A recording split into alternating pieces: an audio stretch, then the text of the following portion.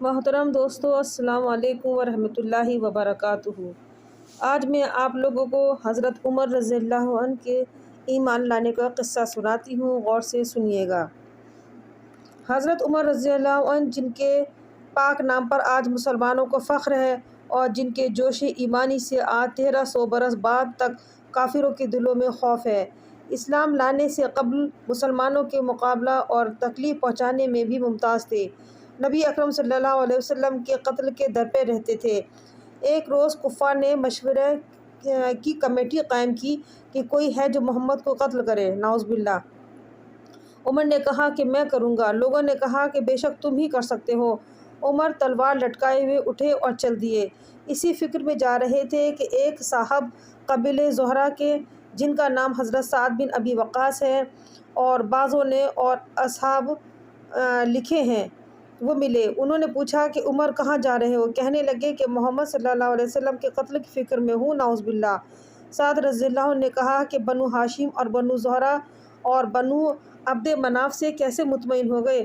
وہ تم کو بدلے میں قتل کر دیں گے۔ اس جواب پر بگڑ کر کہنے لگے کہ معلوم ہوتا ہے کہ تو بھی بے دین یعنی مسلمان ہو گیا، لا پہلے تجھی کو نپٹا دوں۔ یہ کہہ کر تلوار سونت لی، اور حضرت سعد رضی اللہ عنہ نے بھی یہ کہہ کر کہ ہاں میں مسلمان ہو گیا ہوں، تلوار سنبھال لی۔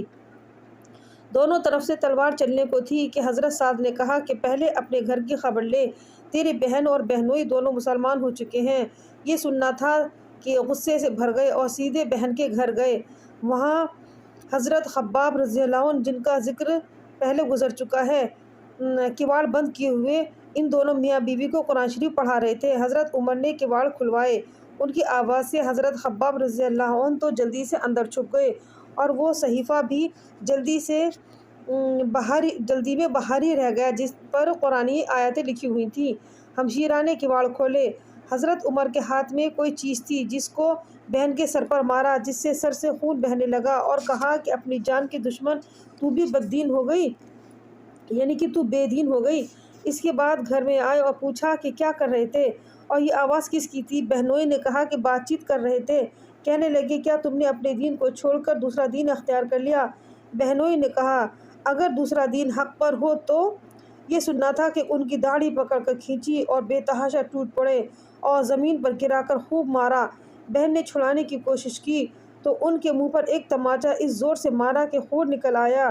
وہ بھی آخر عمر ہی کی بہن تھی۔ کہنے لگی کہ اے عمر، ہم کو اس وجہ سے مارا جاتا ہے کہ ہم مسلمان ہو گئے؟ بے شک ہم مسلمان ہو گئے، جو تجھ سے ہو سکے تو تو کر لے۔ اس کے بعد حضرت عمر کی نگاہ اس صحیفے پر پڑی جو جلدی میں باہر رہ گیا تھا، اور غصے کا جوش بھی اس مار پیٹ سے کم ہو گیا تھا، اور بہن کے اس طرح خون میں بھر جانے سے شرم سی بھی محسوس ہو رہی تھی۔ کہنے لگے کہ اچھا مجھے دکھلاؤ کہ یہ کیا ہے۔ بہن نے کہا کہ تو ناپاک ہے اور اس کو ناپاک ہاتھ نہیں لگا سکتے۔ ہر چند اصرار کیا مگر وہ بے وضو اور غسل کو دینے کو تیار نہ ہوئی۔ حضرت عمر نے غسل کیا اور اس کو لے کر پڑھا۔ اس میں سورہ طٰہٰ لکھی ہوئی تھی۔ اس کو پڑھنا شروع کیا، اور اننی انا اللہ لا الہ الا انا فاعبدونی واقم الصلاۃ لذکری، طٰہٰ، سورہ طٰہٰ 14 اس کی آیت ہے۔ یہاں تک پڑھا کہ حالت ہی بدل گئی۔ کہنے لگے کہ اچھا مجھے بھی محمد صلی اللہ علیہ وسلم کی خدمت میں لے چلو۔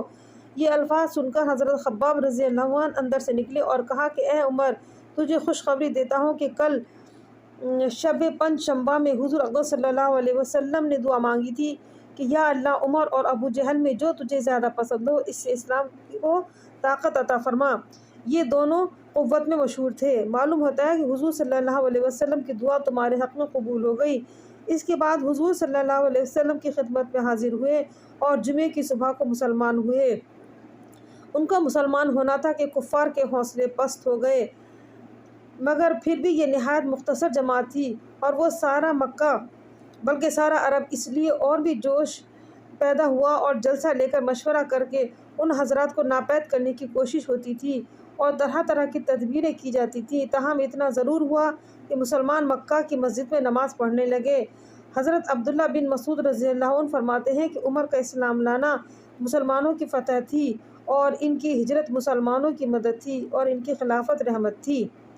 یا اللہ تعالیٰ حضرت عمر رضی اللہ عنہ سے راضی ہو اور اللہ تعالیٰ ہمیں حضرت عمر کے نقش قدم پر چلا۔ آمین ثم آمین۔